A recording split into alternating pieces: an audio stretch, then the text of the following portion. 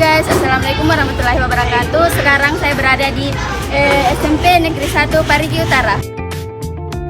Baik, di sini saya sedang berada di ruangan Bapak di SMP Negeri 1 Parigi Utara. Nama saya Muhammad Saiful Huda. Saya guru BK di SMP Negeri 1 Parigi Utara. Baik, langsung saja Pak. Mungkin di sini saya akan memberikan beberapa pertanyaan kepada Bapak terkait program bimbingan dan konseling yang berlaku di sekolah Bapak. Yang pertama itu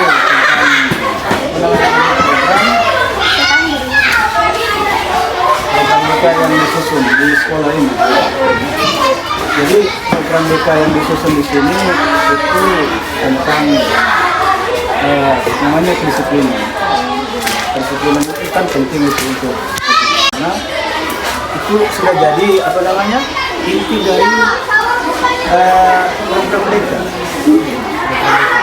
Bagaimana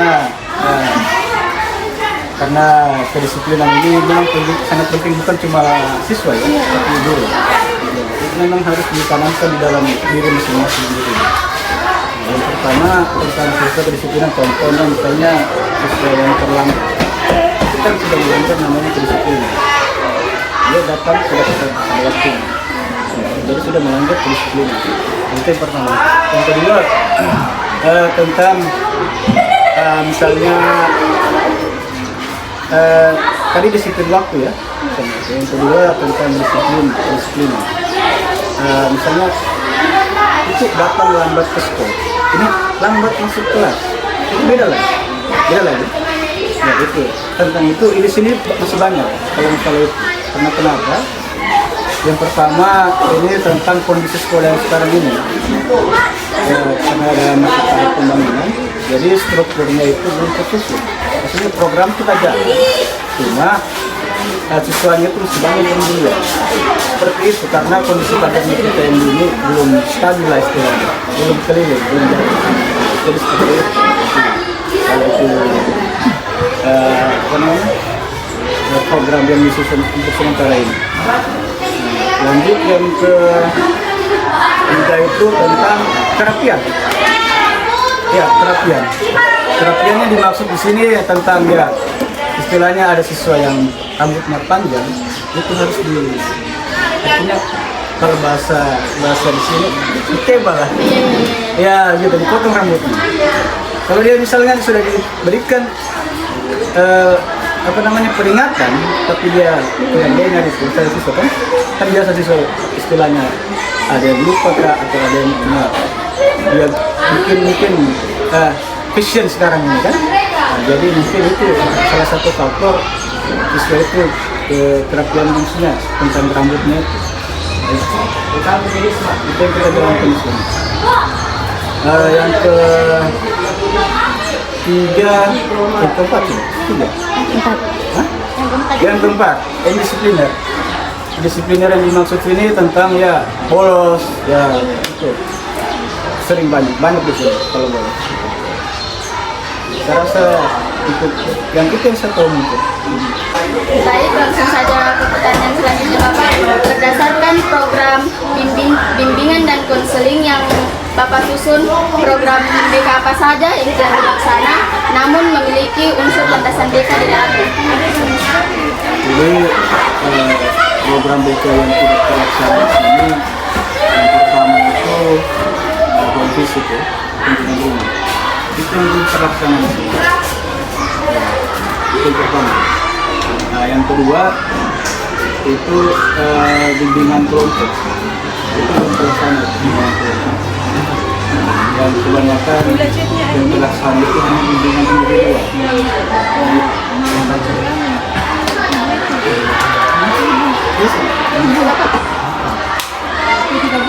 Baik, langsung saja ke pertanyaan selanjutnya Pak. Berdasarkan program bimbingan dan konseling yang Bapak susun, landasan bimbingan dan konseling apa yang paling menonjol di sekolah ini? Landasan bimbingan? Ya, yang paling menonjol di sekolah ini. Yang paling menonjol itu bimbingan individual. Itu yang pertama. Saya rasa hanya itu kalau yang menonjol di sini, karena kita kan banyak tidak semua kita bimbing siswa itu secara kelompok, tidak. Kita bimbing dia secara individu supaya namanya ketemu itu emosionalnya itu antara konselor dan konselor. Selanjutnya pertanyaan keempat, berdasarkan landasan psikologi, apakah memiliki pengaruh terkait program BK yang Bapak susun dan bagaimana dampak nyatanya terhadap siswa?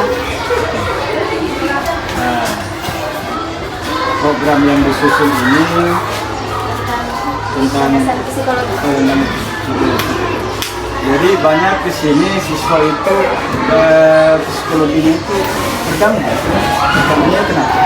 Karena di luar dari lingkungan sekolah, mungkin dalam lingkungan keluarga. Yang pertama itu mungkin tentang misalnya broken home. Itu contoh yang pertama. Yang kedua mungkin orang tuanya yang sudah meninggal itu jelas mempengaruhi psikologi siswa atau anak didik, peserta didik. Itu jelas mempengaruhi. Karena kenapa?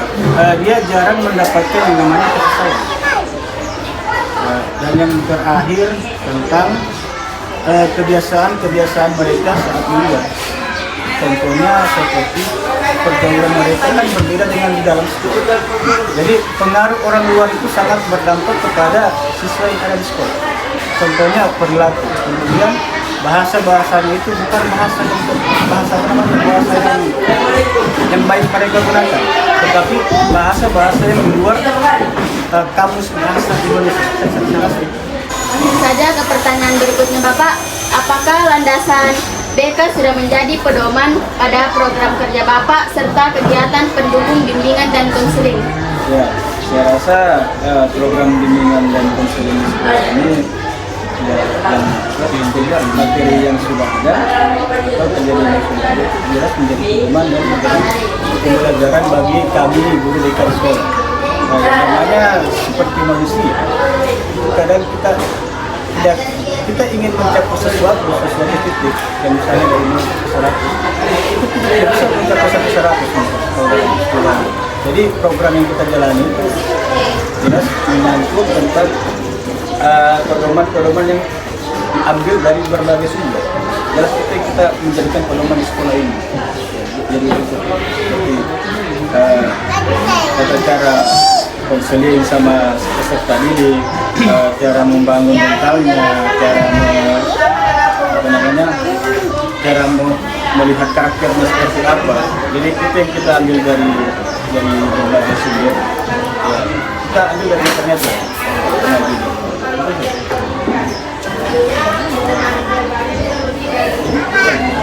Baik Bapak, terima kasih atas kesempatan yang telah memberikan kepada saya. Sekali lagi saya mengucapkan terima kasih kepada Bapak.